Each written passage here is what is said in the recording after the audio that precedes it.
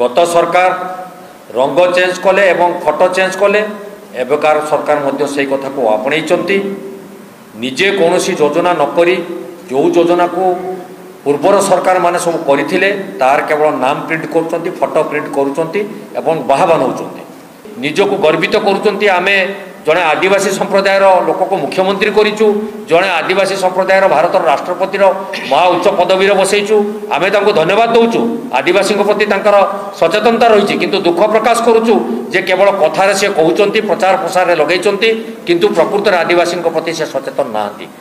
आम आज पुणी गोटे नग्न चित्र आसी राज्य रे आज आपण माने जानिथिबे गत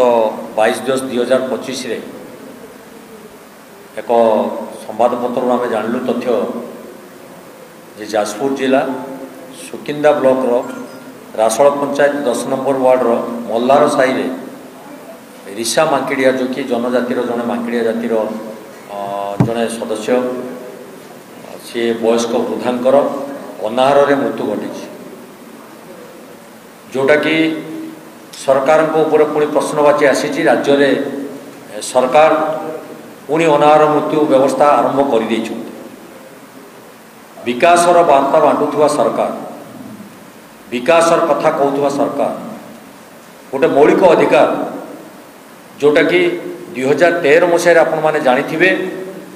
सेतबेलर उपा सरकार पूर्वतन प्रधानमंत्री स्वर्गत मनमोहन सिंह जो योजना करथिले खाद्य सुरक्षा योजना कौन सी लोक भोक उपास रे ना एवं कहीं अनाहार मृत्यु करेंगे ना जो योजनाटी करथिले गत सरकार रंग चेंज कले एवं फटो चेंज कले एबेकार सरकार मध्य से कथा को आपणई निजे कौन योजना नक जो योजना को पूर्वर सरकार माने सब करथिले तार केवल नाम प्रिंट कर फटो प्रिंट कर बाहा बनाऊँ किंतु दुख एवं परितापर कथा आम राज्य रे विभिन्न खनि ठारू पानी पर्यंत कौन अभाव नथिबारु विशेषकर जो अंचल रे अनाहार मृत्यु होईची से अंचल रे विभिन्न माइन्स टाटा माइन्स ठारू आरंभ करी विभिन्न ओडिशा माइनिंग कॉर्पोरेशन पर्यंत मध्य सेठी विभिन्न शिल्प संस्था माने निजर बसति स्थापन करचंती एवं खनि उत्तोलन करी विदेश को मध्य चालान रप्तानी करिवार व्यस्त अछंती किंतु ठीक सेही पाद देश रे जो जनजाति माने अछंती से माने आज अनाहार रे मृत्युवरण करुछंती ये गोटे दुखर कथा सरकार विफलता को स्पष्ट आज चित्र राज्यवासी जानी पारुछंती तेणु मु आपण मानक कहीदेवा को चाहे गत वर्ष छिंडापाल तले निसंग जीवन बिताउथुवा से ऋषा मांकड़िया जेतबेले संवादपत्र रे ये कथा खबर प्रकाश पाइला सेतबेले राज्य सरकार मुख्यमंत्री दफ्तर निर्देश देई सेतबेले वीडियो एवं प्रशासनिक अधिकारी मानक निर्देश देई ता पाखरे 1 क्विंटाल 15 किलो चाउल पहुँचैले एवं सी जो अवस्था रे अच्छी जेतबेले आमे जानिलु तार मृत्यु घटी जाइए वर्ष मृत्यु घटी 1 वर्ष पर तार कारण बुझिला बेलू आमर प्रदेश कांग्रेस कमिटीर सभापति भक्तचरण दास निर्देश आमर जो तथ्य अनुसंधानकारी दल जाई सेठी पहुँचला मागुणी बाबू जाइए आमर भाई आमर जो मुखपात्र भाई अच्छे सी जाइए विभिन्न एंगल आमर सब सदस्य मैंने सेठी जाइए आम सेठी जाई पहुँचली जा देखिलु खाद्य तो खाद्य तार रही खंडे बास उपयोगी गृह नाला गोटे पाल टणा तले सी निसंग जीवन यापन करुला गत 7 वर्ष पूर्व तार धर्मपत्नी गुरुवारी माकिड़िया सी ये धाम विदाय नहीं सारी तेणु सी निसंग जीवन जिते बिताऊला से तार खाद्यपाई जो अव्यवस्था सृष्टि होता सी भिक मागी निजर पेट को प्रतिपोषण करुला ताकू जितेबाला गत वर्ष राज्य सरकार तार व्यवस्था करथिले एबे जो आपणकर KYC एवं विभिन्न सरकार जो आपणकर व्यवस्था सृष्टि करिसंती नाम को पंजीकरण करने ये होचंती निरक्षर लोक भिक मागी पेट पोषुवा लोकों पाखे सी ज्ञान नथिबारु गत जून मासरू तार चाउल को बंद कर दिया जाइथिला जेतले जून मासरू जाई से डीलर पाखरु असहाय अवस्था फेरिला डीलर मना कला तम नाम चाउल आसुना तेणु एथुरु जना पड़ा जे सरकार गरीब प्रति आंतरिकता नहीं आदिवासी मान प्रति आंतरिकता नहीं केवल लोक देखाणिया भाव में ଯେତେବେଳେ ଖବରକାଗଜରେ ଏ ପୃଷ୍ଠା ମଣ୍ଡନ କରିଥିଲା ସେତେବେଳେ ସେ ତାକୁ ଯାଇ ଯେଉଁ 1 କୁଇଣ୍ଟାଲ 15 କିଲୋ ଚାଉଳ ଦେଇ ନୀରବ ବସି ଯାଇଥିଲେ। କିଏ ଆଣି ସେ ନିରକ୍ଷର ଲୋକଙ୍କୁ ଆଜି ସାମାଜିକ ସ୍ରୋତରେ ସାମିଲ କରିବ? ଏ ଦାୟିତ୍ୱ କାହାର? କିପରି ଭାବେ ଆମର ଯେଉଁ ଅନାହାରରେ ଯେଉଁ ଲୋକମାନେ ଅଛନ୍ତି ସେମାନଙ୍କ ପାଖରେ ଖାଦ୍ୟ ପହଞ୍ଚି ପାରିବ? ମୁଁ ଗୋଟେ କଥା ଆପଣଙ୍କୁ ଆଉ ପାଦେ ଆଗକୁ ନେଇଯିବି। ଗତ ପୂର୍ବ ବିଧାନସଭାରେ ଆପଣମାନେ ଜାଣିଥିବେ ମୋର ମଧ୍ୟ ସେ ବକ୍ତବ୍ୟ ବିଧାନସଭାରେ ସରକାରଙ୍କୁ ସଚେତନ କରିବା ପାଇଁ ରହିଥିଲା। କନ୍ଧମାଳ ଜିଲ୍ଲାର ହାଣ୍ଡିପକା ଗାଁରେ ଆପଣମାନେ ଜାଣିଥିବେ ଆବ ଟାକୁଆ ଖାଇ କିଛି ଲୋକ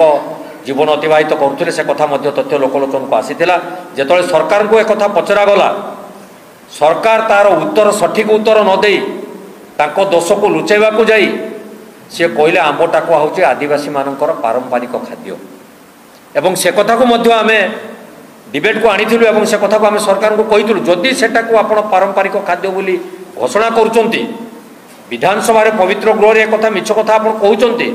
ତେବେ ତାକୁ ଆମର ଯେଉଁ ଓଡ଼ିଶାରେ ଆପଣ ବିଭିନ୍ନ କାର୍ଯ୍ୟକ୍ରମ କରୁଛନ୍ତି ତାକୁ ଆମର ଫୁଡ୍ ଯେଉଁ ଇଏ କାର୍ଯ୍ୟକ୍ରମ ଖାଦ୍ୟ ଇଏ ବ୍ୟବସ୍ଥା କରୁଛନ୍ତି ସେଥିରେ ମଧ୍ୟ ଆପଣ ତାକୁ ସାମିଲ କରାନ୍ତୁ। ଯେମିତି ମାଣ୍ଡିଆକୁ ଆପଣ ସାମିଲ କରିଛନ୍ତି ସେମିତି ଆମ୍ବ ଟାକୁଆକୁ ଗୋଟେ ତାକୁ ସାମିଲ କରାନ୍ତୁ। ଏ ଗୋଟେ ହାସ୍ୟାସ୍ପଦ କଥା ସରକାର କହି ସେଥିରୁ ସେ ଖସିଯିବାର ଉଦ୍ୟମ କରିଥିଲେ ଯାହାର ନଗ୍ନ ଚିତ୍ର ଆଜି ଧରା ପଡ଼ିଲା ସୁକିନ୍ଦାରେ। ତେଣୁ ଇଏ ବଡ଼ ଦୁଃଖର କଥା। ସେ ଲୋକଟି ଗତ ଜୁନ୍ ମାସରୁ ଯେତେବେଳେ ତାକୁ ଡିଲର ଚାଉଳ ନ ଦେଇ ଫେରାଇ ଦେଇଛନ୍ତି ତାର ବନ୍ଧୁବାନ୍ଧବ ଯିଏକି ମିଞ୍ଜିରି ମାଙ୍କିଡ଼ିଆ ଆମେ ତାକୁ ମଧ୍ୟ ଭେଟିଥିଲୁ ଏବଂ ତା ସହିତ ଆମେ କଥା ହେଇଥିଲୁ। ତାର ରହିବା ପାଇଁ ବାସ ଉପଯୋଗୀ ଘର ବି ନାହିଁ ଏବଂ ସିଏ ଗୋଟେ ପାଲଟଣା ତଳେ ଘରେ ରହି ଖାଦ୍ୟ ପାଇଁ ଝୁରି ସେ ବିଚରା ପ୍ରାଣ ହରାଇଛି। ସେ ପରର ଖାଦ୍ୟ ଯେଉଁମାନେ କି ତାର ଆତ୍ମୀୟ ସ୍ୱଜନ ଥିଲେ ଦୂର ଆତ୍ମୀୟ ସ୍ୱଜନ ସେମାନେ ତାକୁ କିଛି କିଛି ଖାଦ୍ୟ ଦେଉଥିଲେ ଏବଂ ସେଇଥିରେ ସେ ଜୀବନ ଧାରଣ କରୁଥିଲା ଏବଂ ଖାଦ୍ୟ ନ ପାଇ ଅନାହାରରେ ତାକୁ ବିଭିନ୍ନ ରୋଗ ଗ୍ରାସିଲା। କିଛି ଦିନ ସେ ରୋଗ ଶଯ୍ୟାରେ ମଧ୍ୟ ପଡ଼ି ତାର ମୃତ୍ୟୁବରଣ ଘଟିଲା। ତେଣୁ ଆଜି ଏ ଯେଉଁ ସରକାର ବାହାବା ନେବା ପାଇଁ ବିଭିନ୍ନ ଡିଣ୍ଡିମ ପିଟୁଛନ୍ତି ବିଶେଷ କରି ଜନଜାତିମାନଙ୍କ ପାଇଁ ଯେଉଁ ବ୍ୟବସ୍ଥା କରିବାର ବ୍ୟବସ୍ଥା ସୃଷ୍ଟି କରିଛନ୍ତି ନିଜକୁ ଗର୍ବିତ କରୁଛନ୍ତି। ଆମେ